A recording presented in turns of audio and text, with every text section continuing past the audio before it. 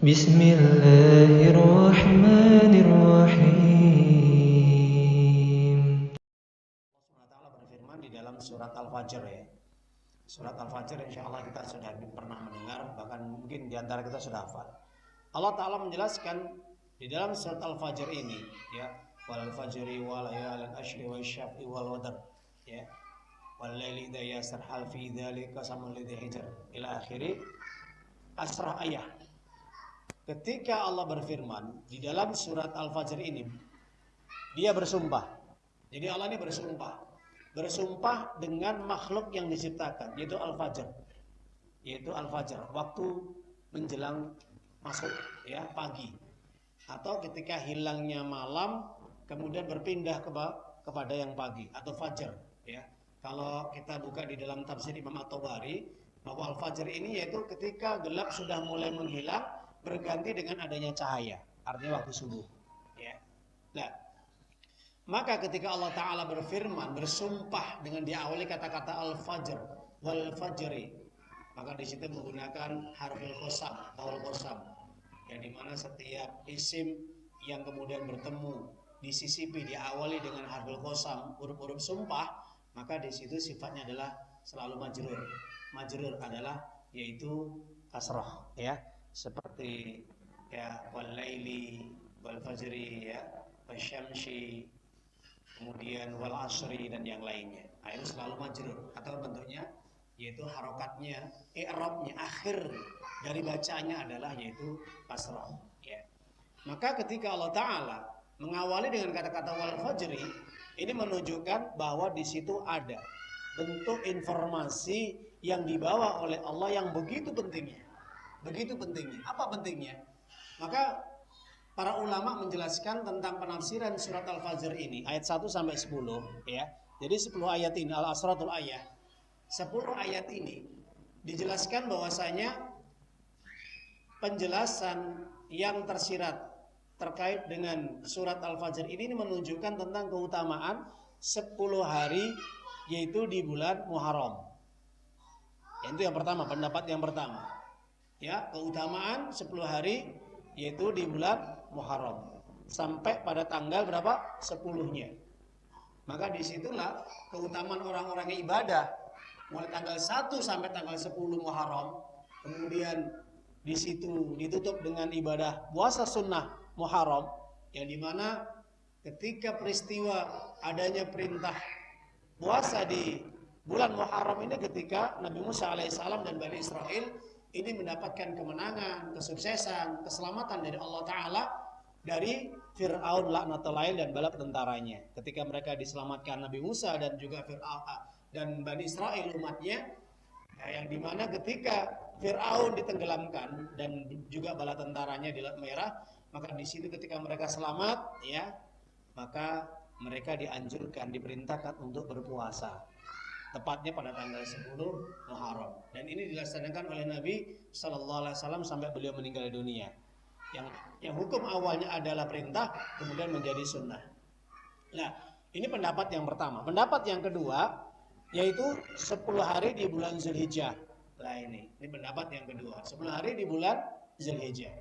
Maka disitulah keutamaan 10 hari di bulan Zulhijjah sampai pada tanggal 10 Zulhijjahnya. Maka di situ ada peristiwa yang luar biasa yang dinamakan yaitu Idul Adha, di waktu penyembelihan kurban atau hari besar. Kalau istilah hari besar, kenapa dinamakan hari besar?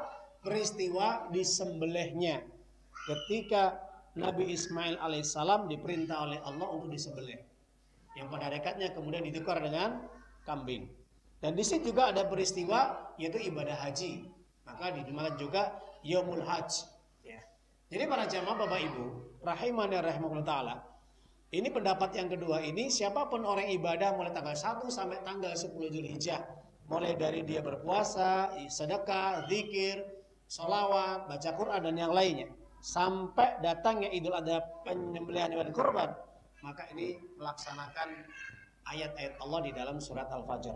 Ini merupakan keutamaan 10 hari awal. Ini pada siangnya di antara 10 hari bulan Muharram dan bulan Dzulhijjah. Kemudian pendapat yang terakhir, pendapat yang ketiga adalah yaitu 10 hari terakhir di bulan Ramadan. 10 hari terakhir di bulan Ramadan ini keistimewaannya adalah yaitu pada malamnya, bukan siangnya. Tidak sebagaimana bulan Zulhijjah dan bulan Muharram, tapi malam harinya. Ini disampaikan juga oleh para ahli tafsir dan juga para tabi'in dan tabi'in, yang dimana mereka menjelaskan, menafsirkan bahwa ini yang paling tepat katanya. Kenapa? Karena di peristiwa 10 hari yang terakhir, disitulah ada peristiwa juga yang tidak kalah besarnya, paling agung. Apa? Peristiwa nuzulul Quran, turunnya Al-Quran di 10 hari terakhir yang diabadikan oleh Allah Ta'ala di 2 surat. Yang pertama surat yaitu Ad-Dukhan, ayat yang ketiga. Allah Ta'ala berfirman, Inna anzalnahu fi lailatin mubarakah wa inna kunna mundirin. Aku turunkan Al-Quran ini di malam yang diberkahi, kata Allah. Dan akulah yang memberikan peringatan kepada mereka yang berpaling dari Al-Quran. Ya, jadi 10 hari terakhir peristiwa turunnya Al-Quran di situ, 30 juz dari Lauhul Mahfuz menuju Baitul Izzah yang sudah kita kupas ya, insyaallah kemarin itu penjelasannya secara sekaligus 30 juz dari Lauhul Mahfuz menuju Baitul Izzah. Kemudian dari Baitul Izzah menuju alam dunia ini kepada Nabi sallallahu alaihi wasallam selama berapa? Proses 23 tahun ya. Nah, ketika Allah turunkan Al-Quran pada malam-malam yang diberkahi. Artinya ketika orang beribadah 10 hari terakhir di bulan Ramadan ini, 10 hari terakhir ini ya, ini merupakan hari-hari yang betul-betul luar biasa. Hari diturunnya Al-Quran, yang dimana juga malam-malam tersebut malam yang diberkahi. Ini yang kedua, sebagaimana ayat tersebut. Kemudian disebutkan di dalam surat Al-Qadar, yang ketiga keutamaannya adalah peristiwa 10 hari terakhir diturunnya Lailatul Qadar. Maka para jamaah Bapak Ibu yang dimuliakan Allah Ta'ala, turun surah Al-Qadar ayat 1 sampai 3 menjelaskan tentang keutamaan, yaitu apa? Malam yang penuh dengan kemuliaan, cukup 1 hari saja. Maka peristiwa 10 hari terakhir ada 1 malam yang Allah sembunyikan. Malam tersebut tidak setiap orang akan mengetahuinya. Bahkan Nabi SAW pun tidak mengetahui kapan turunnya Al-Qadar, itu tepatnya malam keberapa. Malam keberapa Nabi tidak diberitahu, karena itu adalah sifatnya sir, rahasia. Hanya Allah a'lam, hanya Allah yang tahu, tabaraka wa ta'ala. Nah, ketika Allah turunkan surat Al-Qadar, Inna anzalnahu fi lailatul qadar wa ma adraka ma lailatul qadar, lailatul qadri khairun min alfi syahr. Lebih baik daripada 1000 bulan. Ketika orang beribadah, dia mendapatkan malam yang penuh dengan kemuliaan, itu lebih baik daripada 1000 bulan. Berapa? 83 tahun lebih. Hanya cukup 1 malam. Diganjar, dinilai ketika orang ibadah mendapatkan Lailatul Qadar, maka setara dengan orang yang beribadah selama 83 tahun lebih. Itu tiap tahun ya? Itu tiap tahun. Jadi tiap tahun itu. Tinggal mengalihkan. Seandainya kita hidup di dunia ini, di saat kita ibadah kepada Allah, kita dikasih umur 20 tahun contohnya. 20 tahun kita mulai sadar taubat, kita dapat Lailatul Qadar 20 tahun. 20 tahun kali 83 tahun. Udah berapa itu pahalanya? Ya, Masya Allah. Tidak terbatas. Ya, subhanallah. Jadi para jamaah Bapak Ibu, ketika surat Al-Qadar ini diturunkan, maka Ibunda Aisyah bertanya, radhiyallahu ta'ala anha, bertanya kepada Rasulullah SAW dalam hadis Tirmizi ya. Maka kanat Aisyah radhiyallahu anha ya, qalat, Ibunda Aisyah bertanya kepada Nabi, ya Rasulullah, kaifa tara idza wajadtu lailatul qadar umma aqulu fiha.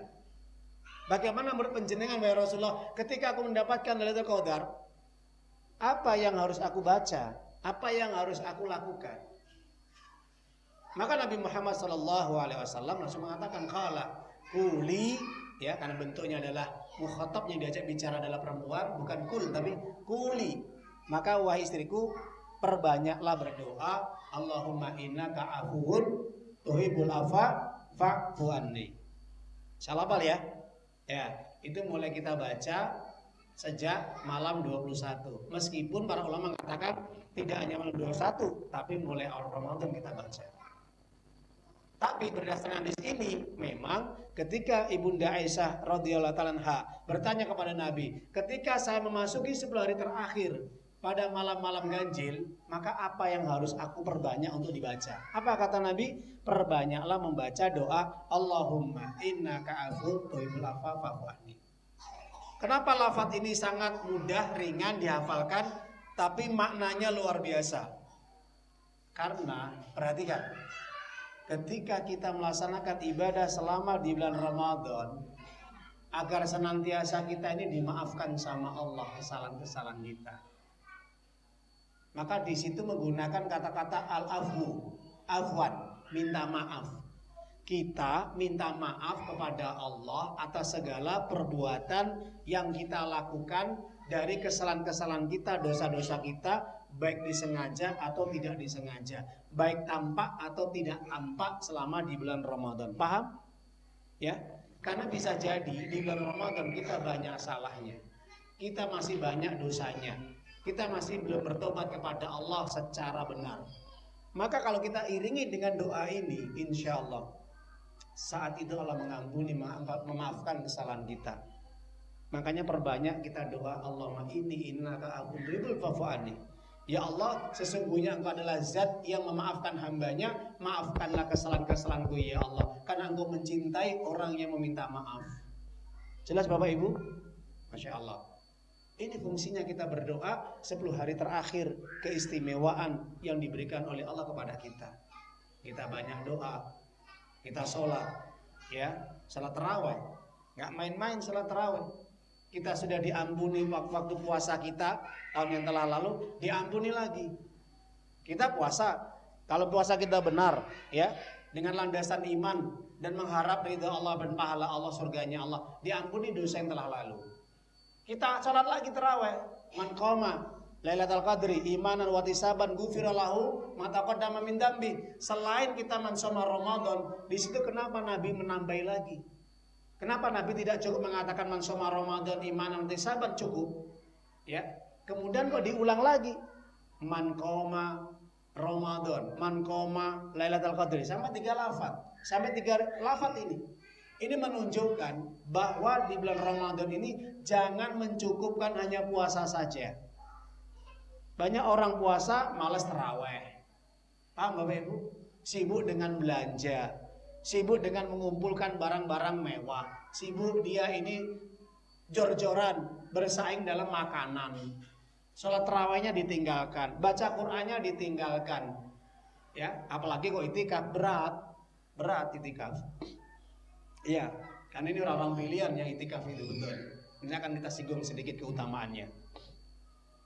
Jadi ketika di saat-saat 10 hari terakhir ini perbanyak doa, ya. Nah, itu yang harus kita perhatikan. Kemudian di 10 hari yang terakhir ini apa keistimewaannya? Keistimewaannya, amalan eksklusifnya adalah yaitu selain sholat taraweh, selain puasa, selain baca Quran, selain kita sedekah, amalan yang eksklusif adalah iktikaf. Makanya dijelaskan di dalam riwayat hadis Imam Bukhari dari Ibunda Aisyah radhiyallahu taala anha. Apa kata Ibunda Aisyah? Karena Rasulullah sallallahu alaihi wasallam idza dakhala al-ashrul akhir min Ramadan shadda mizarahu wa ahya lailahu wa aiqadha ahlahu. Ya, hadis Imam Bukhari ini. Jadi amalan eksklusifnya Nabi itu kalau menjelang 10 hari terakhir di bulan Ramadan adalah apa? 10 hari terakhir masuk ya. Jadi masuknya apa? Hari 20 malam 21 masuk masjid. Idza dakhala asr al-akhir. 10 hari terakhir Nabi masuk mana? Masjid. Tujuannya apa? Itikaf. Kenapa itikaf? Syadda mizaro, agar Nabi konsentrasi ibadah kepada Allah, tidak dipenuhi dengan apa? Keinginan syahwat-syahwat yang lain. Jadi mengencangkan apa? Mengencangkan sabuknya, mengencangkan sarungnya. Itu tujuannya. Artinya meninggalkan dari hubungan suami istri. Itu Nabi ya. Kalau kita mungkin belum mampu. Ya. Kenapa? Ya kita manusia biasa ya, yang penuh dosa. Nah itu. Paling tidak ya, seandainya kita tidak itikaf, paling tidak tetap masjid musola kita ramaikan. Ya, jaga salat tarawihnya, jaga baca Qur'annya, sedekahnya, dan juga paling tidak minimal kita terus belajar agama, thalabul ilmi, sambil kita banyak berzikir dan bertobat pada Allah. Kalau kita belum mampu itikaf, kita lanjutkan. Kemudian menghidupkan malam-malamnya. Bagaimana menghidupkan malam Nabi itu? Nabi kalau sudah itikaf masuk masjid dihidupkan terus. Tidurnya itu kalau ukurannya jam sekarang, itu tidurnya kalau malam hari itu cuma 2 jam. Nabi itu ya kalau bulan Ramadan 10 hari terakhir itu para ulama ketika mengkuruskan jamnya sekarang itu paling tidak antara yaitu 2 sampai 3 jam itu tidurnya Nabi. Jadi Nabi habis sholat Isya ya, kemudian Nabi tidur sebentar. 1 jam, setengah jam, kemudian bangun sholat ya, kemudian tidur lagi, sholat lagi, tidur lagi, selagi. Di sela-sela itu beliau dzikir, beliau istighfar, terus seperti itu. Kadang-kadang beliau mengulang-ulang bacaannya Al-Quran. Makanya dalam hadis yang lain didatangi malaikat Jibril.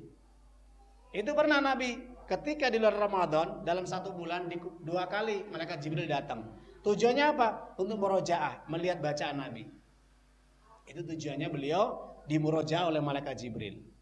Nah, menghidupkan malam-malam di situ, beliau banyak zikir, banyak bertobat, sholat malamnya ditingkatkan, kemudian juga dia mengulang-ulang bacaannya.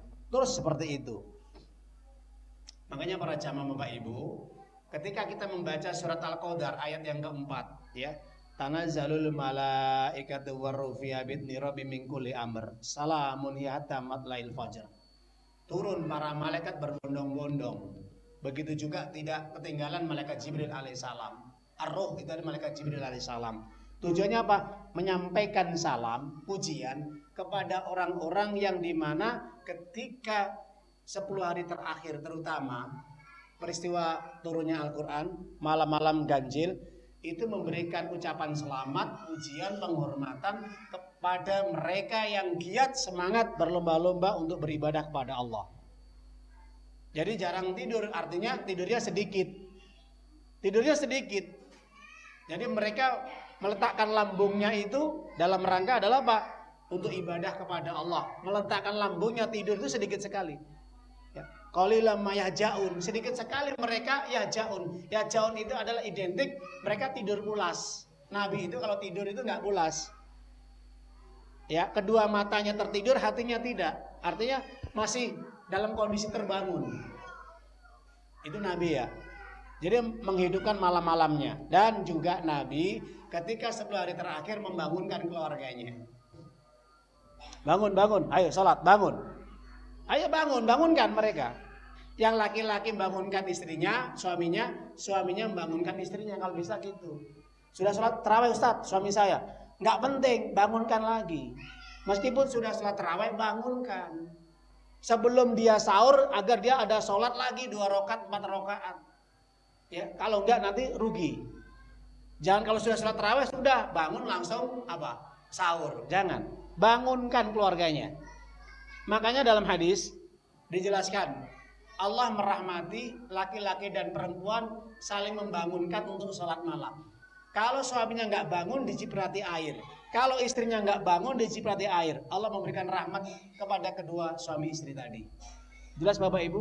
Itulah amalan eksklusif di 10 hari yang terakhir. Maka mari ini sisa-sisa waktu ini kita semangat. Ayo kita berlomba-lomba dalam kebaikan. Bisa jadi ini adalah Ramadan terakhir kita. Semoga ini bisa memberikan bekal kepada kita agar kita tetap berjuang untuk menyelesaikan ujian yang Allah berikan sampai kita memperoleh kemenangan. Amin ya robbal alamin ya. Semoga seluruh amal ibadah kita selama di bulan Ramadan diterima oleh Allah Subhanahu wa taala. Amin ya robbal alamin.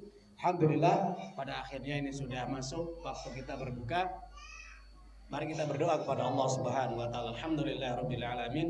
Allahumma shalli wa sallim wa barik ala Muhammad wa ala alihi wa sahbihi ajma'in bi rahmatika ya arhamar rahimin. Rabbana adzalamna anfusana wa illam taghfir lana wa tarhamna lanakunanna minal khasirin. Rabbana faghfir lana dzunubana wa kaffir anna sayyi'atina wa tawaffana ma'al abrar. Allahumma innaka afuwun tuhibbul afwa fa'fu anni. Allahumma innaka afuwwun tuhibbul afwa fa'fu anni. Dhahabat ma'u wa tallatil uruqu wa sabatal ajru insyaallah. Allahumma laka sumtu wa bika amantu wa la rizqa aftartu bi rahmatika ya arhamar rahimin. Walhamdulillahi rabbil alamin. Bila taufiq wal hidayah akhiru da'wana. Assalamualaikum warahmatullahi wabarakatuh. يا أيها الذين آمنوا اتقوا